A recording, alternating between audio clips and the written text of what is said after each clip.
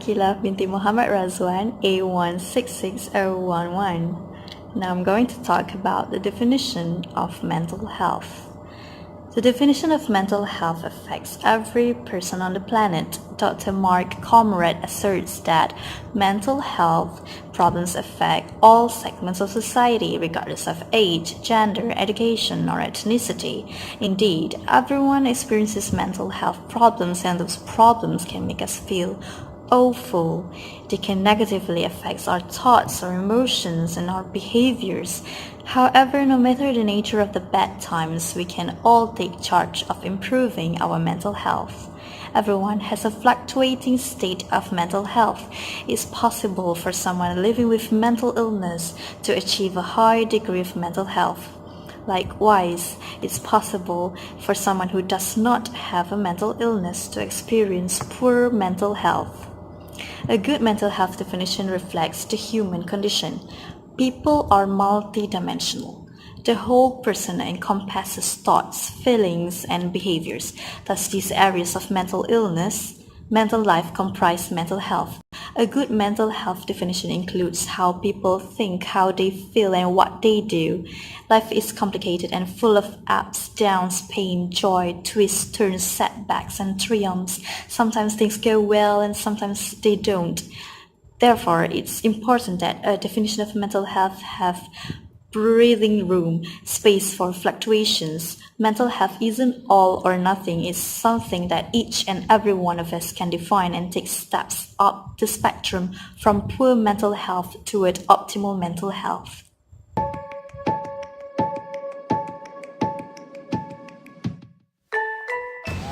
Assalamualaikum and hi. My name is Amira Balkis with metric number A170122. I am going to explain some of examples of mental health. The most common types of mental health are anxiety disorders, mood disorders, and schizophrenia disorders. Firstly, anxiety disorder.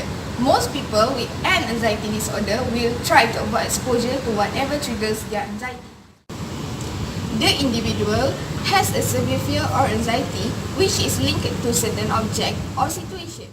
Example of anxiety disorder includes panic disorder, phobias, obsessive compulsive disorder (OCD), and post-traumatic stress disorder (PTSD).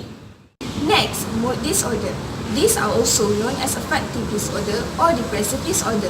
Patients with these conditions have significant changes in mood, generally involving either mania, elation, or depression.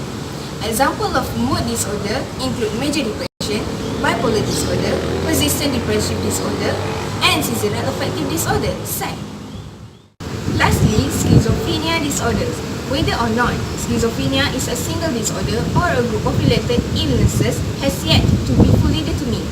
It is a highly complex condition. Schizophrenia normally begins between the age of 15 and 25. The individual has thoughts that appear fragmented. They also find it hard to process information. Schizophrenia has positive and negative symptoms. Positive symptoms include delusions, thought disorder, and hallucination. Meanwhile, negative symptoms include withdrawal, lack of motivation, and a flat or inappropriate mood.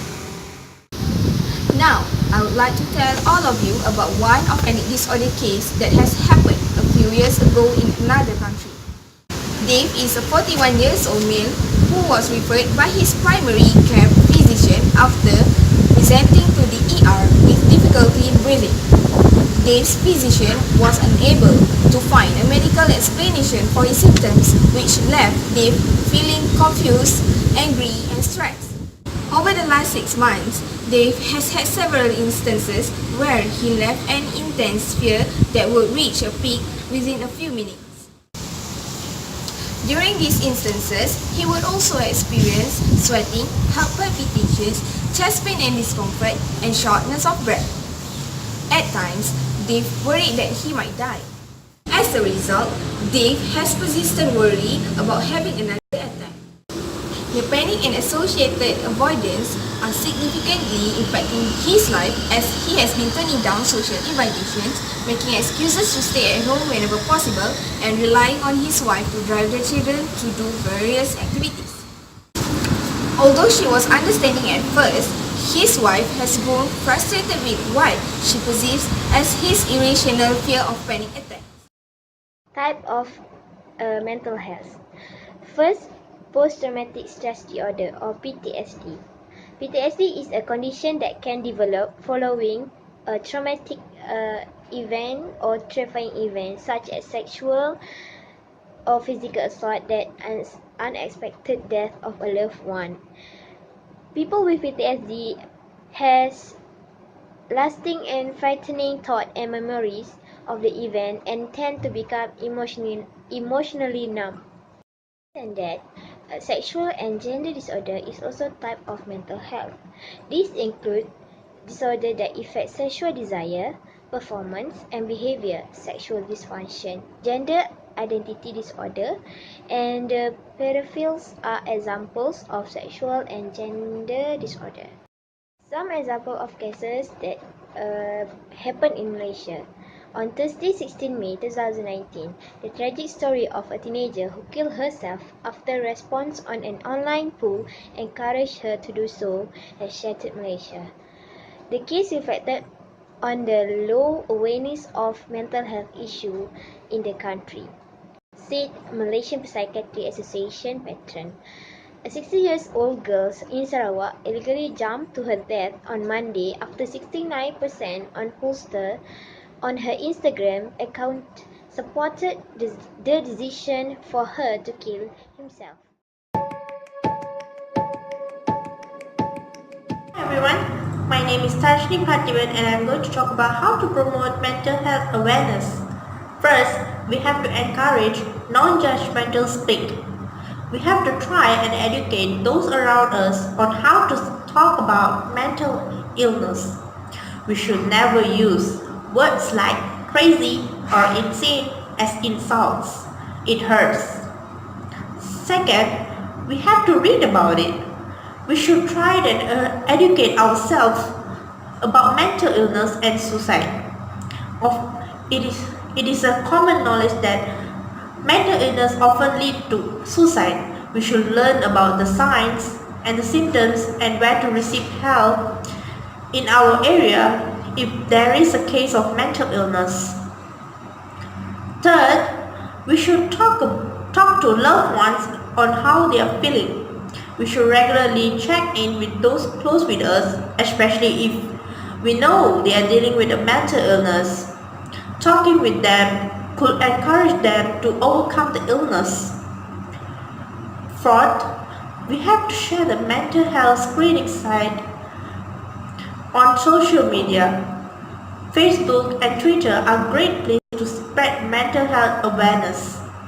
The more people knows about mental health, the more they will be aware of it. Not just Facebook and Twitter, even newspaper and television can also help to promote mental health through their advertisement and so on. Thank you. Good morning everyone, my name is Lmcr and I will explain other ways to promote mental health awareness. You can also be a volunteer in a local mental health awareness organization. The Malaysian Mental Health Association is a great place to start. Besides, you can also be a volunteer in your community. Donate your time to help others. You will boost your mental health as you work to help those in need. Moreover than that, you can also write a blog post about mental health awareness, include up-to-date statistics and facts on mental health, and always include information on where people can find help. Furthermore, we can be a supportive friends. Sometimes spreading mental health awareness can simply mean supporting and listening to those close to us. We can also encourage our friends and family to eat healthy food for mental health. Good nutrition can make a difference in how we feel. Healthy fats, carbohydrates, fruits, and vegetables are all important. Last but not least, we can also organize a group workout with friends to improve our mental health. Exercise is a great mood booster and is even more effective when you spend time with your friends. Thank you.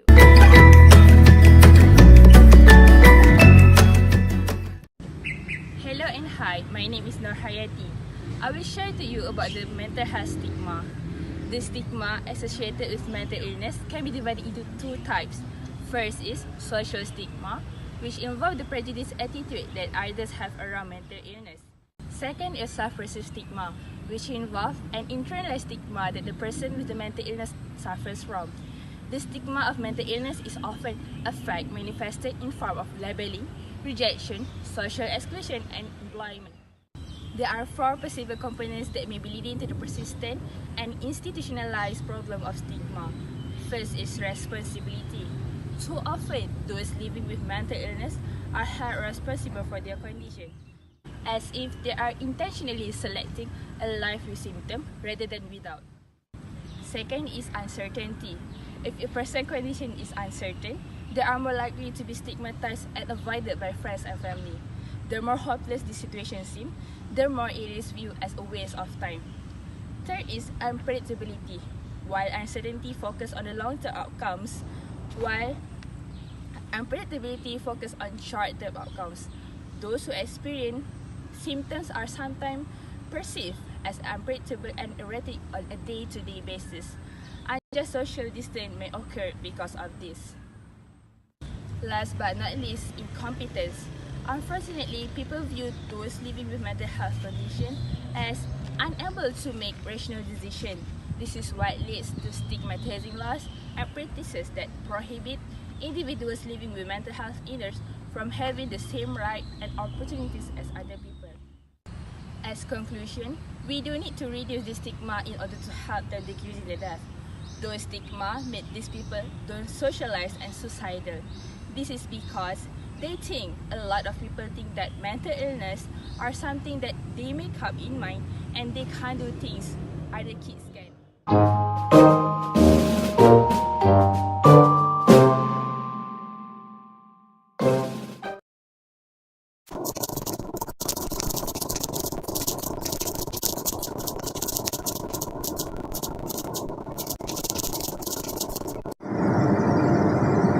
In my opinion, I think one of the biggest issues in resolving mental illnesses is money.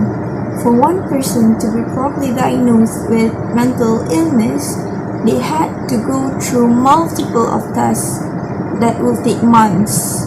After that, they have to go through series of medications and therapies, and this all requires a lot of money.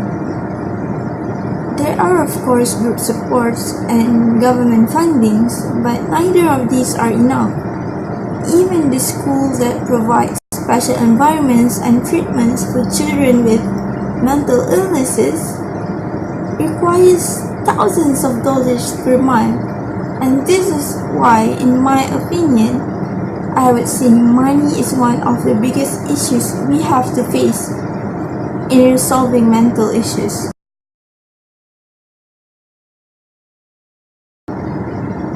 As a part of the community, what I can do to help those with mental health issues is to provide help and understanding. We should never in any way show any signs of insult or downgrading them, because all in all, they are still a part of our community. In fact, what we should do is to provide encouraging words and show our eagerness to help in any way we could. Another simple act that we could do is to learn the smallest bit about mental illness. I think the biggest problem in our community today is that we don't understand what mental illnesses are all about. So by understanding even the smallest bit of mental illnesses, we know how to help them or even how to approach them.